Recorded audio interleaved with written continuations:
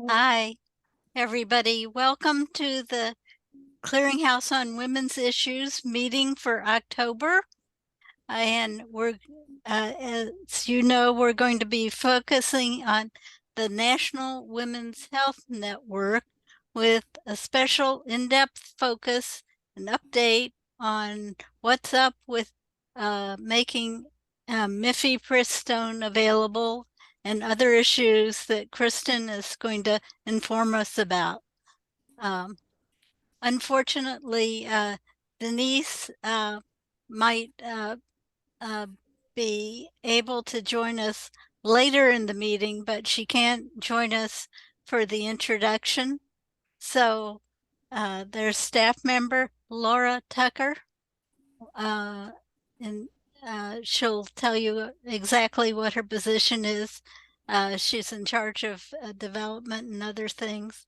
Is going to be substituting for Denise early on to tell us a lot about their wonderful organization, the National Women's Health Network. Laura, want to take it away?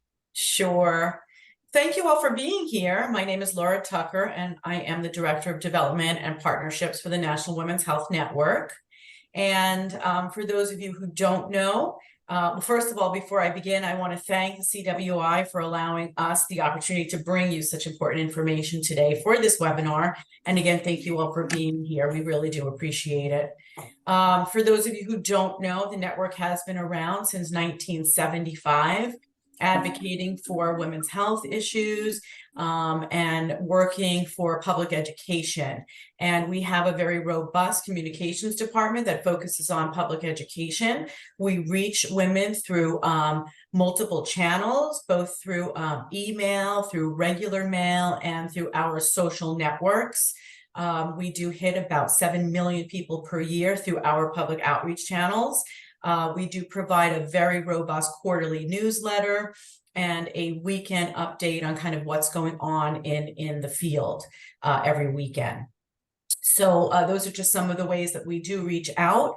You're going to hear in depth today from our policy manager, Kristen Batstone, and she will discuss the state of Mifepristone and provide you all with a brief history of its use and popularity for medical abortions, and then discuss the current legal objections and their implications for the future, for the future of abortions in the United States.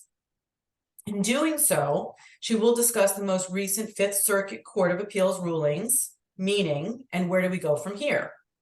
To preview, she notes, a recent court decision threatens the national availability of Mifepristone, one of 2 abortion pill medications used for more than half of abortions in the United States.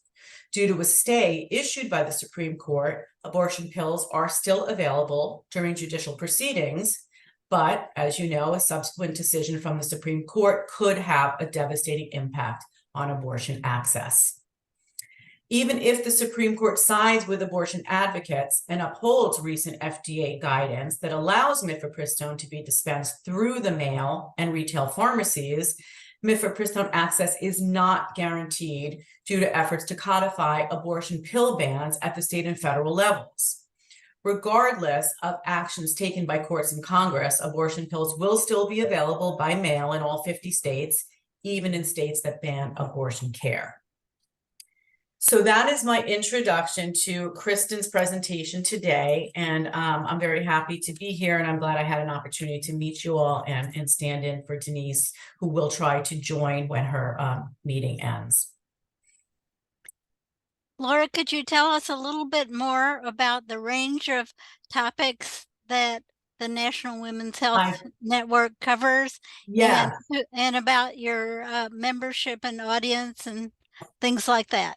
Happy to, before we dive into Kristen's presentation. Yes, the National Women's Health Network focuses on what we call the continuum of a woman's life. So we focus on sexual and reproductive health, maternal health, and aging women. So those are what we call our 3 pillars of advocacy, policy, and public education. There are intersectional focuses within, but those are our primary. We do have a supporter base of about 87,000 people. And like I said, we have been in existence for 75 years. In addition to advocacy and public education, we do have, and I do want to tell you, we also in the public education sphere, we do have a podcast that I think we launched about a year and a piece ago, a little over a year ago. We do 2 episodes a month, and those are focused on a wide range of topics devoted to women's health and expanded access to care.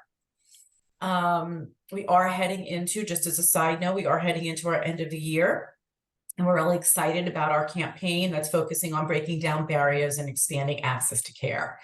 So that is really who we are in a nutshell. We are an advocacy public education organization. We feel that I'm really proud of the work that we've been doing. I've been here only since February, and in that short amount of time, the network has been just doing outstanding work in the policy and advocacy department and public education. I'm in charge of development, so really anything having to do with raising funds, diversifying revenue streams. We are always, of course, looking for support and people to connect us to anybody who might want to support our good work that we do. We could not, to be completely frank, we couldn't do what we do without both our supporters individually and our foundations and grantors. So that's sort of who we are. Any other questions before I turn it over to Kristen? Okay, then. Thank you again for allowing me to stand in for Denise. It was a pleasure. And Kristen, we'll turn it over to you. Hi, everyone, and thank you, CWI, for having me today. And if any of you have policy-specific questions or questions about any advocacy campaigns that the network is currently working on outside of MIFI and reproductive health, happy to chat more at the end of my presentation. But today we are, sorry about that, we are chatting about Mifepristone. And the recent Supreme Court or the recent Fifth Circuit Court decision and how that might affect access to Mifepristone, specifically if the Supreme Court decides to affirm their decision. So this was something that made widespread news. So you may have heard about this before, but we're just going to dig a little bit deeper. And you may also work in the reproductive health space, so you may have a familiarity with some of these topics. But first, this is just the broad overview of what we're going to talk about that Laura touched upon in her statements. We're going to start with first, what is the abortion pill? Because I think for a lot of folks, when they hear the abortion pill, they may be thinking of, one pill, but it's actually a 2-pill regimen, or it's most commonly prescribed as a 2-pill regimen. And the 2 different medicines that are often used to end a pregnancy are Mifepristone and Misoprostol. And so, like Laura talked about in her opening comments, Mifepristone and Misoprostol are used in more than half of all abortions in the United States. And again, this 2-pill regimen is extremely common. Mifepristone is used in about 98% of abortions that happen in the United States, or medication abortions that happen in the United States. Typically, a patient will take Mifepristone first, which blocks a hormone called progesterone. And really, progesterone is an important hormone to ensure that the embryo is able to implant itself in the uterus and remain implanted. Misoprostol is then taken either right away or 24 hours away or 24 hours later to empty the uterus. So again, you can see how these 2 pills are used in combination with one another. But medication abortion is just one method of abortion, and it is typically prescribed in the United States up to 11 weeks of gestation, and so that rounds out to be about 2.5 months. But we're going to dive into a little bit more about Mifepristone. It's at the center of this very large debate about what its safety and efficacy. So I want to debunk some of those myths right off the bat. So MIFI has been approved for almost or more than 20 years now. It was approved in September of 2000. And it is safer than many over-the-counter drugs, including Tylenol. You may hear that a lot in the repro space. But it's true that MIFI, it has a safety rating that's around 99% efficacy. Of the 5 million women who have taken Mifepristone in the United States, only 1% have experienced serious side effects. And mifepristone also has a high success rate. So we see that 95 to 99%. Again, just as similar as many over-the-counter products. Mifepristone has been approved by 96 countries around the world. So this is not just something that's unique to the United States. Around the globe, different scientific bodies have affirmed the safety and efficacy of mifepristone. And some countries even have a higher standard to mifepristone. So some countries, or I should say a lower standard of use of mifepristone, some countries will allow mifepristone to be prescribed up to 12 weeks of pregnancy as compared to 11 weeks for the United States. Again, different scientific bodies have affirmed the safety and efficacy of mifepristone, so much so that the United Nations has included mifepristone on their essential medicines list. And that's something that at the network we really try to affirm over and over again, is that medication abortion care is really an essential and life-saving healthcare service. And then another part of that is that mifepristone is not just used for abortion care, but it is also used in maternal health care for miscarriage or to manage a late stage pregnancy where the fetus has died before birth. And so we're seeing this in a lot of our conversations about maternal health care, that maternal health and reproductive health cannot be delineated. They are both very much involved with one another. And we are actually seeing, since the Dobbs decision last year, that there are different ways in which maternal health care has been affected, whether it be, folks aren't able to access timely care in the event of a miscarriage, or we are also seeing that OBGYNs are fleeing more restrictive states and hospitals are having to close down their labor and delivery units, which is leading to higher maternity care deserts, or more prevalence of maternity care deserts. Let me do this. Okay, so if mifepristone is essential life-saving care, like I just said, why is it under attack? So again, last year, the Supreme Court ruled in Dobbs v. Jackson Women's Health Organization to overturn Roe v. Wade. And Roe v. Wade had been precedent for more than 40 years. And this sort of established the federal right to, or federal abortion protections. And despite this decision, we still see that anti-abortion activists were not satisfied by the Supreme Court's decision.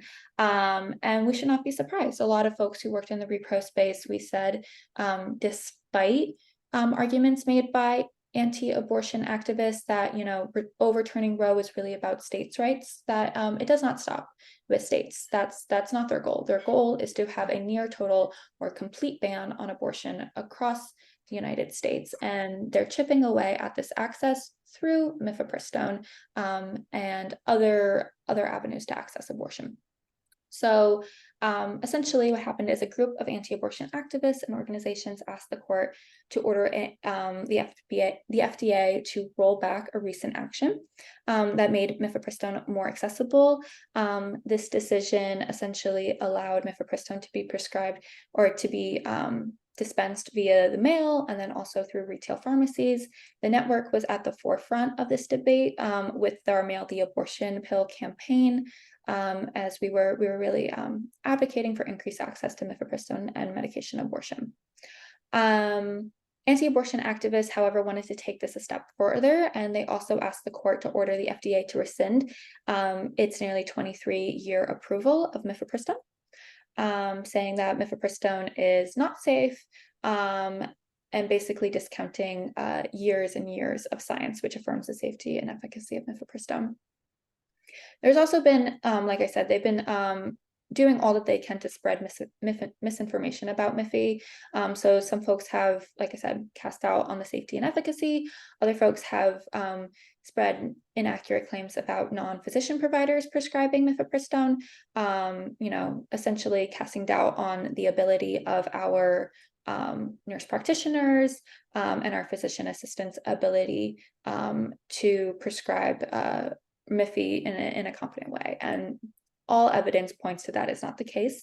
And really that's, not only a way to sort of affect access, but it is also a way to discount the legitimacy of other healthcare providers. And then also there's been suspicion of telehealth and pharmacy dispensing, right? That's at the very core of this debate, whether or not, folks should be able to access Miffy through the mail or through retail pharmacies. And there, again, there's no reason for this high burden against access to Miffy. It's really just about limiting access so that we can ban access so that we no longer have abortion access in the United States. And again, once the FDA repealed medically unnecessary restrictions, such as, requiring folks to wait 3 days, requiring an in-person dispensation requirement, this is really what led folks to go to a boiling point and push them to pursue this court case. So yeah, we're going to go into a little bit more detail. That was just a very high level, explaining sort of the reasons behind why folks were motivated to bring this case to the courts. And then we're going to talk about what actually went down when the case hit the courts. So what are the facts of the case? So in November 2022, a group of anti-abortion activists filed a lawsuit against the FDA and the U.S. Department of Health and Human Services. And they did this through something that's called judge shopping, which has been very popular in the anti-abortion and more conservative space. And this has been a way to make sure that court cases land in anti-abortion friendly, in front of anti-abortion friendly judges. So the group of folks who brought this court case knew that Judge Kaczmarek, who was a district court judge, has been very open about his disdain for abortion. And so they purposely made sure to get this court case in front of him. And also made sure that this court case would then go through the channels to get to the Fifth Circuit Court of Appeals, which has also earned itself a reputation for being a bit of an adversary to the Biden administration and ruling based on conservative ideology rather than actual, legal precedent. So like I said, on April 7th, a federal district court, Judge Kaczmarek ruled in favor of the anti-abortion advocates, and he issued a decision that would block the longstanding FDA approval of Mifepristone. The FDA and the Biden administration scrambled very quickly to seek, a stay or a temporary injunction from the Fifth Circuit Court of Appeals.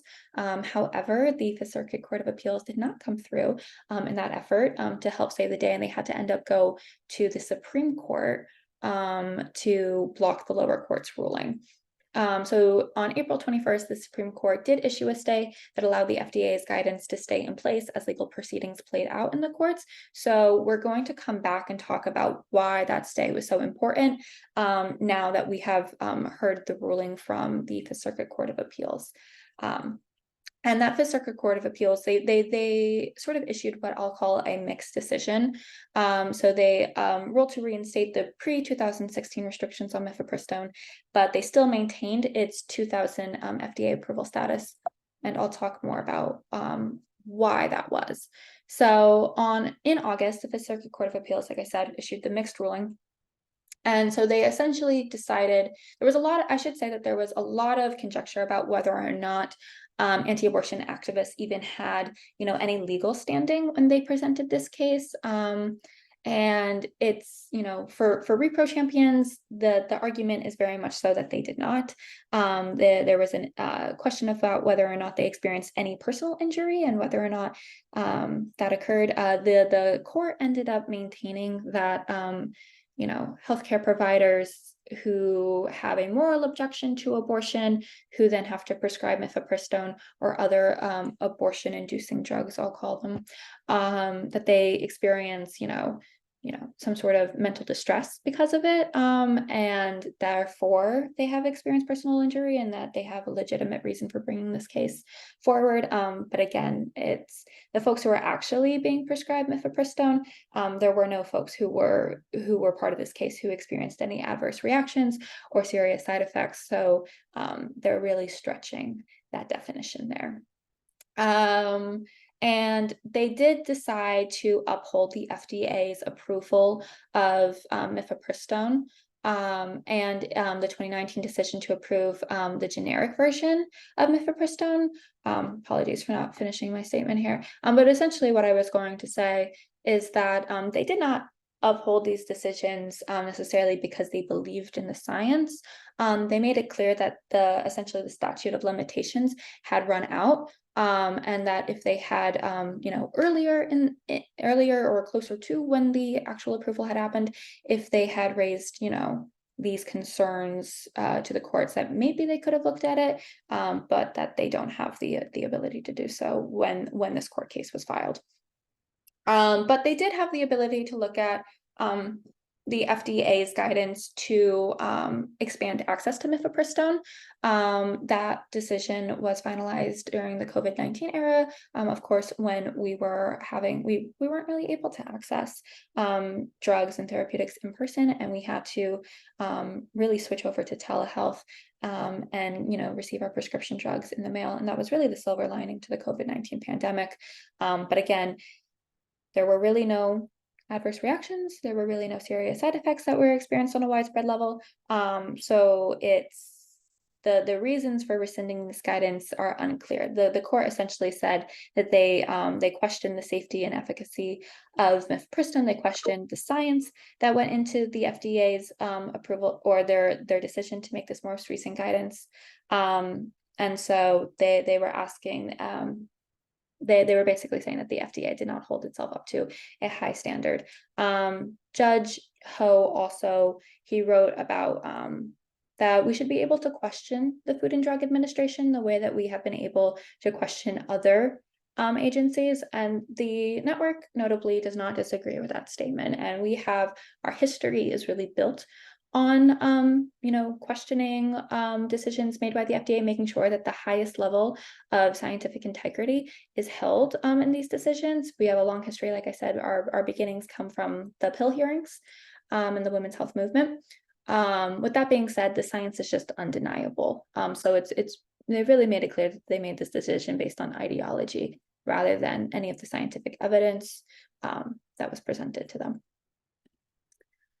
With that being said, we still have access to Mifepristone right now because of that stay that I talked about earlier that the Supreme Court issued. So we do not know whether or not the Supreme Court will take up the Mifepristone case. I don't believe, to my knowledge, that they have issued a statement on that or if they have added it to their calendar.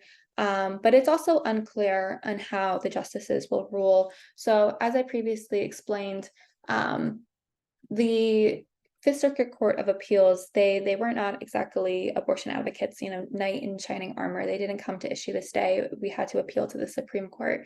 And so that sort of gave us a real indication on how the Fifth Circuit Court of Appeals was going to rule. And with that being said, the Supreme Court is no friend to abortion rights. Obviously, the Dobbs case is now infamous for how the court is leaning in the anti-abortion direction. However, in the Dobbs decision, Justice Kavanaugh did write in his decision that that this court, meaning the Supreme Court, would never again, decide the fate of abortion, essentially, in the United States. And not to say that we necessarily trust that he will not go back on those words if presented with the opportunity. Sorry, it looks like I've been signed out. I'm going to stop sharing real quick and then go back into it. But given the opportunity, we don't know if he would rescind it, but he was essentially saying that it's up to the states, it's up to the ballot initiatives, and it's not up to the Supreme Court anymore to decide, whether or not, people should have access to abortion. If this court case lands in front of him, we don't know how he will potentially rule. We also know that Justice Alito and Justice Thomas, who again are not friends to abortion, have previously ruled that we should trust the FDA and that it shouldn't be judges who make public health decisions. But it's notable that when they issued or when they made those statements, it was because they were seeking to restrict access to abortion. This was before the FDA had expanded access through the mail and through retail pharmacies. But this was when a district court judge during the COVID-19 pandemic tried to expand access without the FDA issuing guidance. But they essentially said that, it's not up to the courts to make public health decisions.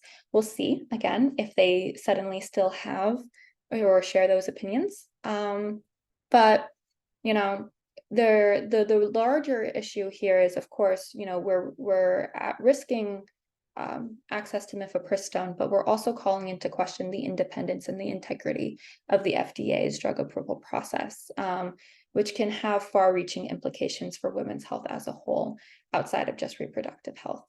I should say, though, that all is not lost, even if the Supreme Court upholds the district or the lower court's ruling, or if they even go as far as to reconsider, the approval of Mifepristone altogether, which I'm not confident that they would, that we still have access to Mifepristone. It's just as safe and effective as the 2-pill regimen. That regimen looks a bit different, but it's actually faster than taking both Mifepristone and Mifepristone. However, there are more side effects that are associated, so that's important to note. There are also alternative networks to access pills, and those won't necessarily go away. Our fiscal sponsors, Plan C, or fiscal sponsors Plan C, we have worked with them on something called the SCOTUS Survival Guide, which details how folks can access abortion pills, depending on how the Supreme Court comes down on this decision. And so even if the Supreme Court decides to remove the approval of Mifepristone, they will still have access through Mifepristone or through, alternative networks to abortion pills. And then also, even if the Supreme Court allows the lower court's decision to stand, meaning they sort of agree with the lower court and their decision, Mifepristone is still going to be available. It's just going to be harder to access it. So it's going to go back to that pre-2016 guidance. So yeah. And unfortunately, one other thing that I'll mention is that even if, the courts, if we were able to avoid, a potential catastrophe in the courts, we're not necessarily out of the woods yet. The House FDA and Agricultural Appropriations Bill included a provision that would reinstate the in-person examination requirement and prohibit access to Mifepristone through the mail and retail pharmacies. You guys, for anyone who has worked on legislative or who has worked on legislation this year, then you should be familiar with the fact that, sort of all of the House appropriation bills have anti-abortion riders attached to them. This is just the House FDA one.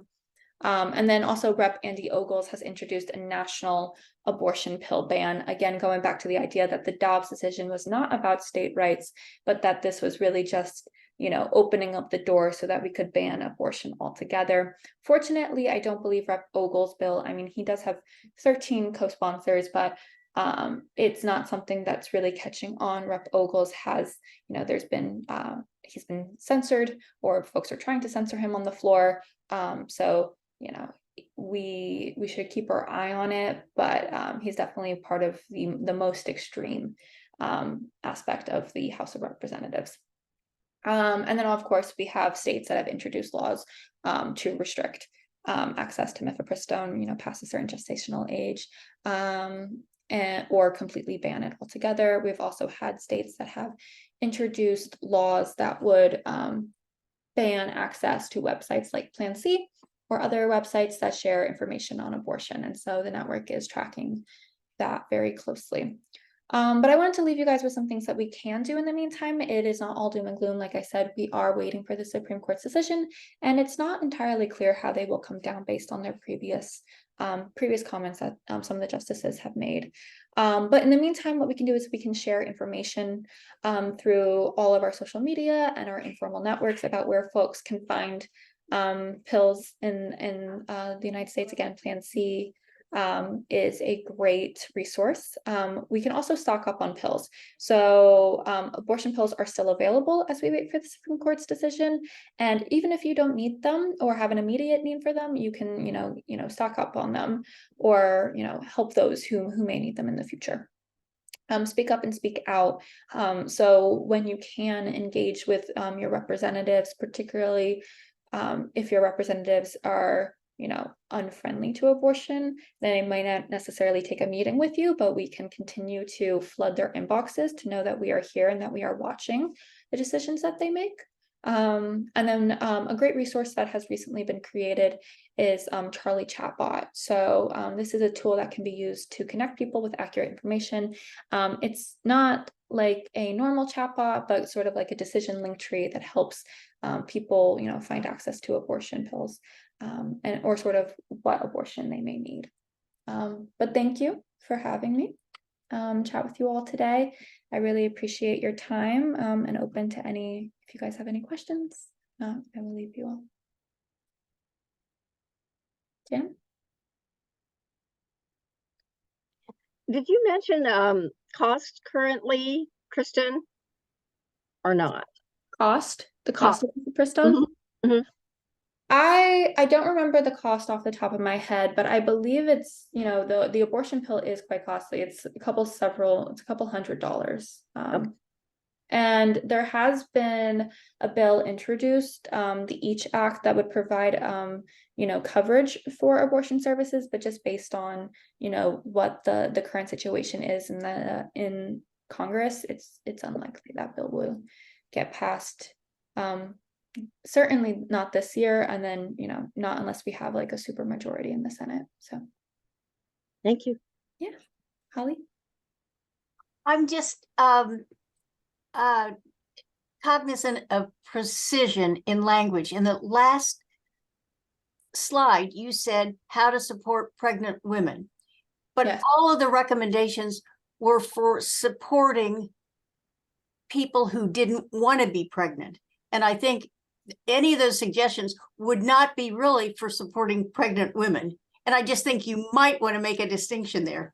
You're totally right. Yes. For people who have, you know, unplanned or Unwantingly unexpected pregnant. pregnancy. Yes. Yes. Yeah.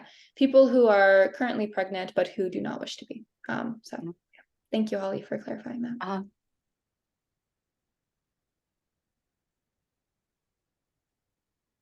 Anne, did you have a question? Oh, Okay. and I have one more.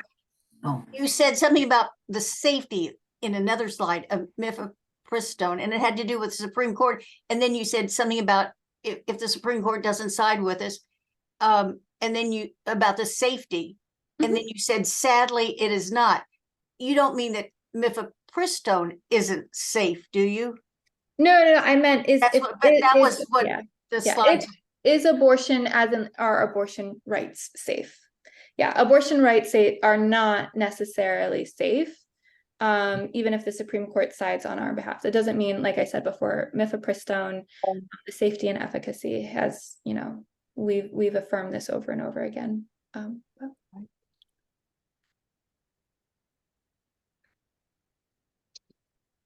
I'm on your Charlie Bot site right now, and I love it. I think that's a really great idea. It's very down the middle. You can make a decision either way you want to go, kind of thing, and it's supportive. And that's something we need to get those suggestions that you had on your slide out to people.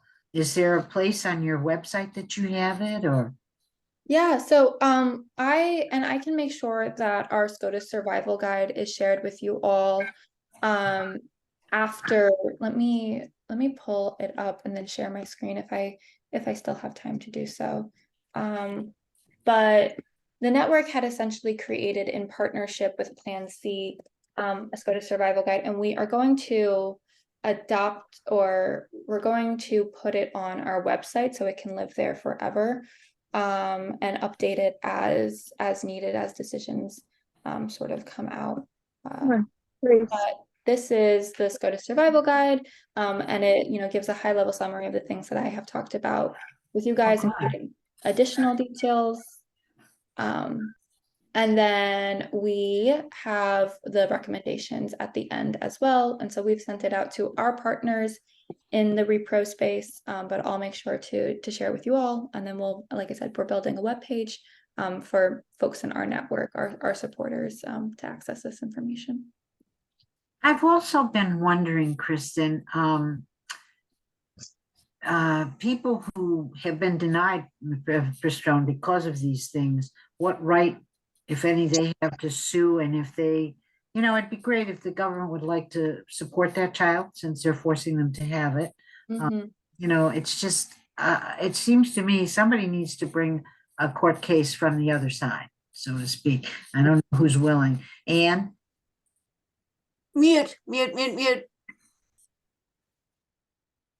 There has been a wrongful birth case many years ago, and it didn't go anywhere.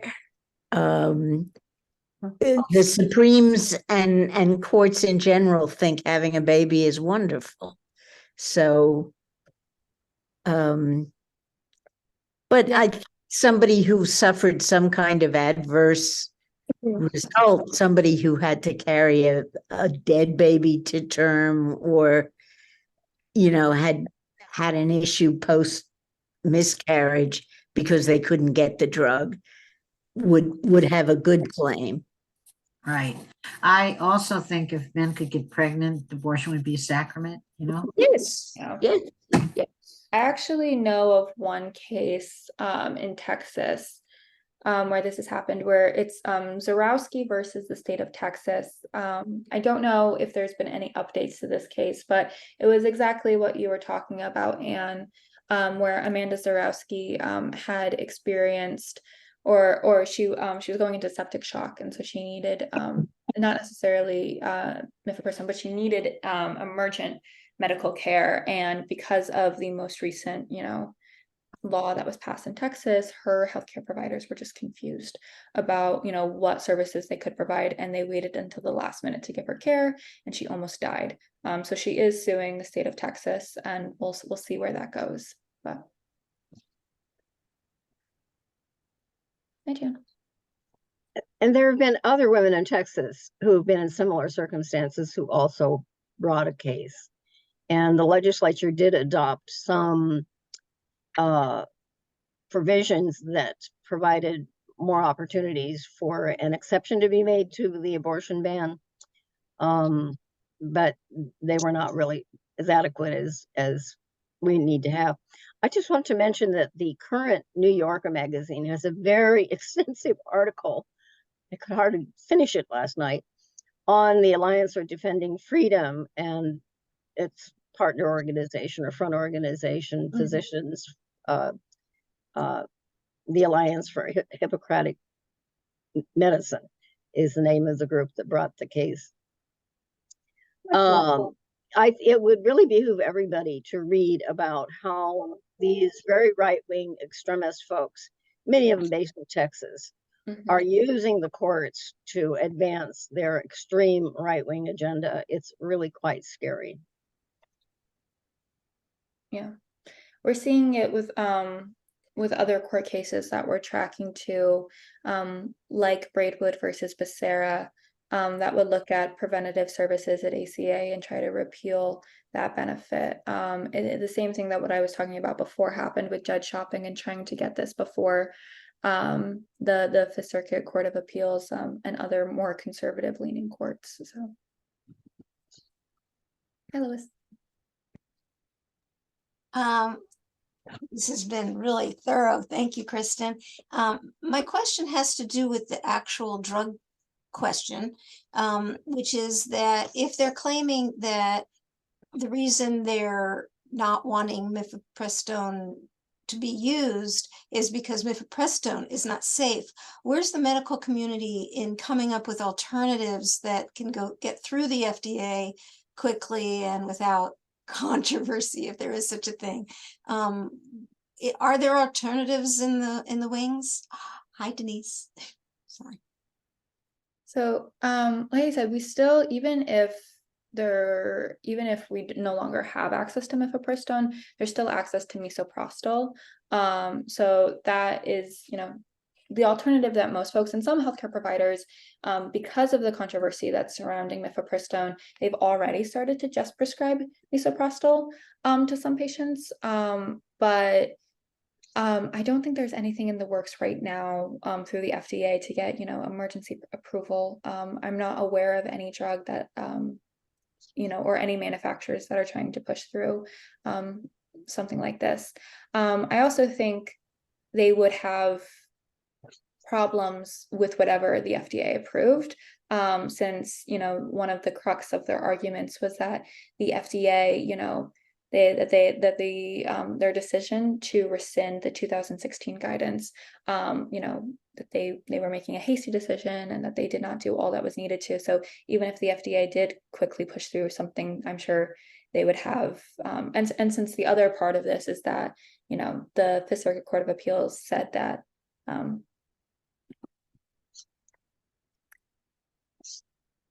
yes. So sorry, Sherry, I just read your message. I thought I heard you say that Mifepristone is more safe than Tylenol, and that the other one was less safe. It's not that misoprostol is less safe. There's just more side effects that are associated with it. So it's just less preferred for some folks, other than having the 2-pill regimen. But yeah, so and what I was saying to you, Lois, is that because the Fifth Circuit Court of Appeals ruled that they did not bring the case soon enough, that they should have brought the case around the 2000 approval decision, it's likely that they would have credence to then bring that case around with whatever the FDA approved next. So.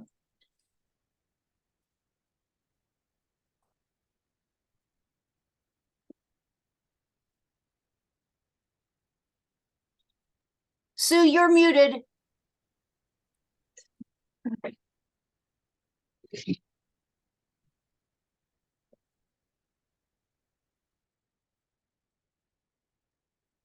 But if that is all, Okay. Sorry. I know some states have made arrangements to stockpile the medication abortion, and I was wondering what we should be fearing as far as stopping mail order, mail access to abortion pills that's currently available. I know California just had some new legislation to provide those, but what should we be fearing for as far as taking away that access?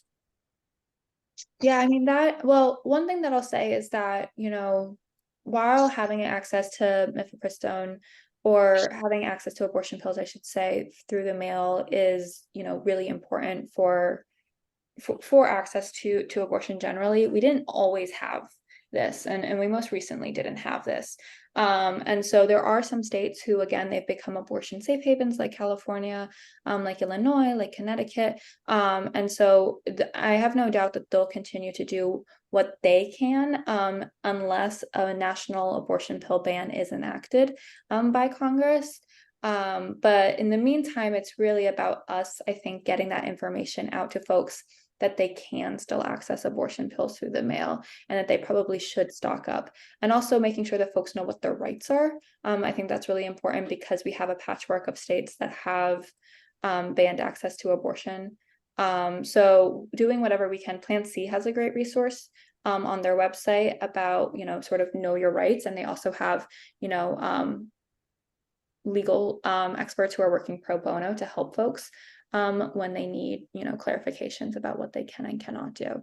But yeah, I don't know of any efforts right now outside of the courts to interfere with folks' ability to, accept packages or mail, or to screen what is inside of packages and mail. And I think so long as we, have that privacy privilege, we'll be able to continue to dispense them this way, just a bit covertly. Good, that's encouraging. Yeah. Denise, I was happy to see you were able to join us. Do you want to fill us in on more information and on your role in the National Women's Health Network and the kinds of things you hope to accomplish? Denise here. Yeah. Can you hear me? Yeah. Okay, great. Thank you for allowing me to come in late. I had a conflict with my board chairs, and when the board chairs call, you have to answer, right? So that is the role and the expectation that, of course, I have as the new executive director for the National Women's Health Network. And I've been here for 10 months. And I believe that we are on a trajectory to do some wonderful things in women's health by way of some studies that we're looking at getting into, by way of promoting and supporting advocacy methods and bills. And really taking a look at how we can holistically address women's health. So we definitely, I don't know if Laura talked about this earlier, we are definitely taking into consideration how we can best promote and or help prevent some disease states, if you will, if we can, but promote women's health through, I guess, the continuum of a woman's health journey, from sexual reproductive health, maternal health, to menopausal health, to aging, everything in between. We want to make sure that we are addressing those issues. And on top of it, I don't know if Kristen talked about the coalition that we are joining or beginning, which is on aging, to support the Older Americans Act. We are looking at joining and partnering with other nonprofits to figure out how we can get into some spaces where we haven't been before. And that's, just the long of the short of it, that's my charge here with the National Women's Health Network, and just to make sure that we are visibly advocating for women's health one way or the other, right? And I can briefly speak to what Denise was talking about as it concerns aging women, because this is something that we're really interested in re-upping our efforts on. This is something that we've led on before. But yeah, like Denise was talking about, this week we have launched a working group for the Older Americans Act. The Older Americans Act is, one of the most important pieces of legislation as it concerns, older Americans' ability to, age comfortably and independently at their home. It concerns the health and well-being and research into, different chronic conditions and rare diseases. And it has historically left out women. The only mention of women is in connection to the Women's Retirement Fund. And so we're just making sure that, in this iteration, that we are able to have some sort of representation, or that the provisions are at least considering, the ways in which, women experience aging differently. And then we're also really interested in working on expanding support for menopausal women and menopausal workers. So we're in preliminary conversations with Senator Casey's staff about doing something similar to the Pregnant Workers Fairness Act, but doing a Menopausal Workers Fairness Act. And that's something that's, also received corporate interest as well. So I'm sure many of our organizations are nonpartisan, but we are with you totally on all the issues. And Denise, maybe you want to tell people how they can join the National Women's Health Network. Is there a $15 rate I remember reading about on the website, and also about your activities and updating your website? So let me start with the latter first. We are in the process of updating our website. And with that update, of course, it's going to be a membership update. So if you want to continue to support the work that we are doing, please go to the website and hit donate and say that you want to support. The question of whether or not you're a donor or a member is up for debate right now. So right now we can definitely use your support and donations and membership. Don't worry so much about the membership, because our donors and supporters pretty much receive the same thing that our members get. So I'm giving you a backdoor way of getting our weekly newsletter, our quarterly newsletter, any updates from advocacy are on our weekly newsletter. So that's the skinny on that. So I just kind of gave you a way around getting our information without being a member. Great. And the Clearinghouse on Women's Issues, thank you very much for being a member of our board and the vice president for women's health issues. So thank you. And we really enjoy partnering with you in that way. Thank you. Thank you, sir. Are there other questions or issues or suggestions that you have for the National Women's Health Network? I have a question. I came in late when Kristen was talking about menopausal women and some initiatives there. And I'm wondering if HRT is at all part of that. Right now, like I said, the conversations around menopausal support for menopausal women, I think, is focused on the workplace and ways that we can provide leave or accommodations.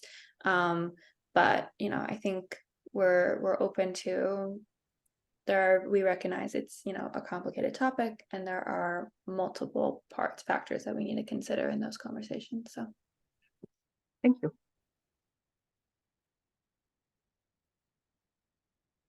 Anything else from anybody? If not, we can thank our presenters very much. Thank you, Kristen. Please thank Laura for us. And Denise, of course, many, many thanks for organizing this meeting. We really appreciate having you, and the Clearinghouse on Women's Issues wants to continue to have a good focus on what's happening with the important area of women's health. We all are going to be taking a break and not having Zoom meetings in either November or December because our meetings are scheduled for the fourth Tuesday of the month. And in both cases, they're near major holidays, Thanksgiving and Christmas.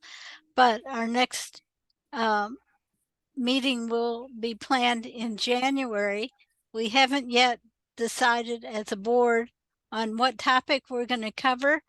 So we've gotten some suggestions from our members. Please feel free to write any of the board members with suggestions on meeting topics that you think would be of most interest for people to be informed about. So thank you all very much. Thank you. Anybody have anything else to say?